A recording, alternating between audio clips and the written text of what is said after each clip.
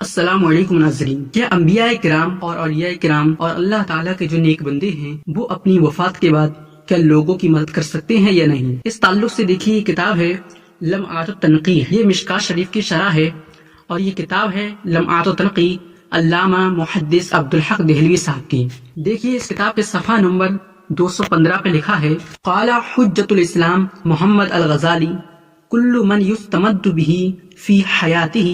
یستمد به بعد وفاتہ۔ امام غزالی رحمۃ اللہ تعالی علیہ جو کہ بہت بڑے امام ہیں، وہ فرماتے ہیں کہ جس سے اس کی حیات میں مدد مانگنا جائز ہے اس سے اس کی وفات کے بعد بھی مدد مانگنا جائز ہے۔ اور امام غزالی رحمۃ اللہ تعالی علیہ نے کلو من فرمایا کہ جس سے اس کی حیات میں مدد مانگنا جائز ہے اس سے اس کی وفات کے بعد بھی مدد مانگنا جائز ہے، اور یہ من عام ہے۔ اور امام غزالی رحمۃ اللہ تعالی فرمانا چاہتے ہیں اور یہ بتانا چاہتے ہیں کہ ایسا نہیں ہے کہ صرف اللہ تعالیٰ سے ہی مدد مانگ سکتے ہیں اور اس کے جو نیک بندے ہیں انبیاء کرام یا اولیاء کرام ان سے مدد نہیں مانگ سکتے۔ وہ یہ فرمانا چاہتے ہیں کہ بے شک حقیقی مدد کرنے والا تو اللہ تعالیٰ ہی ہے، لیکن اللہ تعالیٰ اپنے نیک بندوں انبیاء کرام اور اولیاء کرام کو یہ تصرف اور یہ اختیار عطا فرماتا ہے کہ وہ جس کی چاہیں مدد کرے۔ تو اسی لیے امام غزالی فرماتے ہیں کہ جس سے اس کی حیات میں مدد مانگنا جائز ہے، یعنی انبیاء کرام یا اولیاء کرام وغیرہ سے، اسی طرح وفات کے بعد بھی مدد مانگنا جائز ہے۔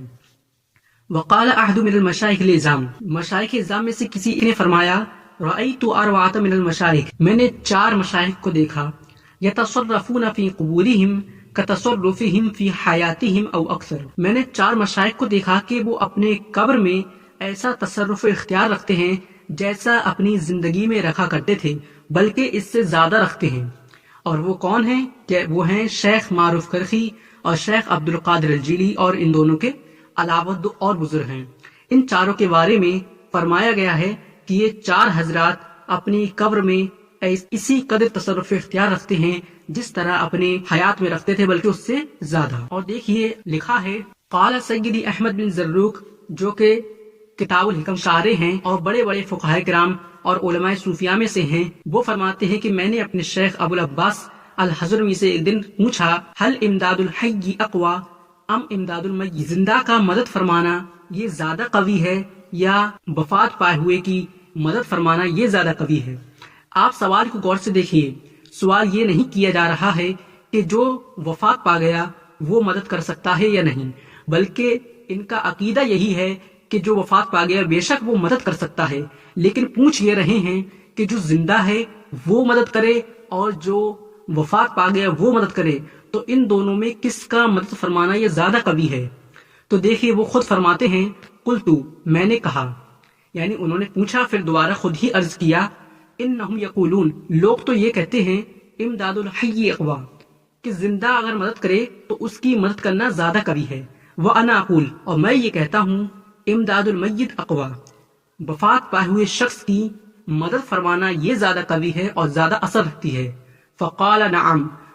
تو جو ان کے شیخ ہیں انہوں نے فرمایا ہاں ایسا ہی ہے، وفات پائے ہوئے شخص کا مدد فرمانا یہ زیادہ قوی ہوتا ہے۔ اور دیکھیے نیچے لکھا ہے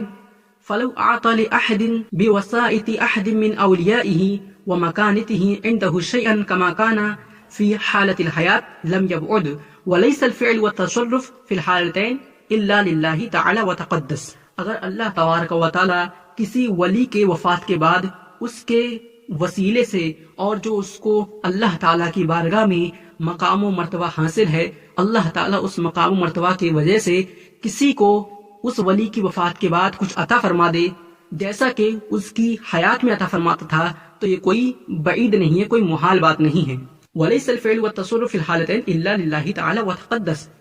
اور یہ جو تصرف و اختیار اللہ تعالیٰ نے انبیاء کرام کو اور اولیاء کرام کو عطا فرمایا ہے کہ وہ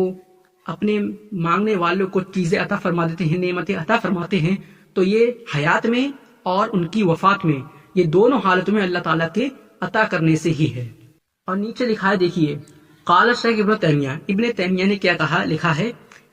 ما یروى من ان قوما سمعوا رد السلام من قبر النبی صلی اللہ تعالی علیہ وسلم او قبور غیرہ من الصالحین،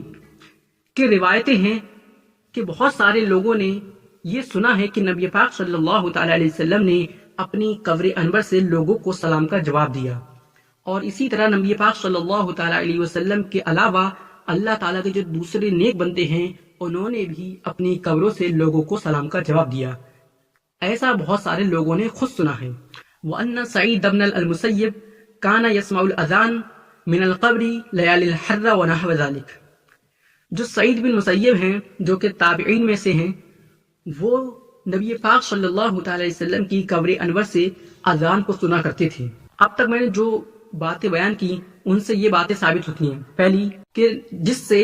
اس کی زندگی میں مدد مانگنا جائز ہے، اس سے اس کی وفات کے بعد بھی مدد مانگنا جائز ہے۔ دوسری بات یہ ثابت ہوتی ہے کہ انبیاء کرام اور اولیاء کرام اپنی قبروں میں تصرف اختیار رکھتے ہیں جس طرح اپنی حیات میں رکھتے تھے، بلکہ اس سے بھی بڑھ کر۔ تیسری بات یہ ثابت ہوئی کہ وفات پانے کے بعد جو اللہ تعالیٰ کے نیک بندے ہیں ان کی قوت و طاقت بہت بڑھ جاتی ہے، اسی لیے ان کا مدد فرمانا یہ زندہ کے مدد فرمانے سے زیادہ قوی ہوتا ہے۔ اور ایک بات یہ ثابت ہوئی کہ جو انبیاء کرام یا اولیاء کرام دوسروں کی مدد فرماتے ہیں وہ اپنے ذاتی طور پر نہیں بلکہ اللہ تعالیٰ نے جو انہیں قدرت و اختیار عطا فرمایا ہے اس کی وجہ سے وہ مدد فرماتے ہیں۔ اور ابن تیمیہ کا بھی قول ذکر کر دیا کہ ابن تیمیہ خود اقرار کرتا ہے کہ نبی پاک صلی اللہ تعالی علیہ وسلم اپنی قبر انور سے لوگوں کے سلام کا جواب دیتے ہیں، اور نبی پاک صلی اللہ تعالی علیہ وسلم کے علاوہ جو اور نیک بندے ہیں وہ بھی اپنی قبروں سے لوگوں کو سلام کا جواب دیتے ہیں۔ بلکہ سعید ابن مسیب جو کہ تابعی ہیں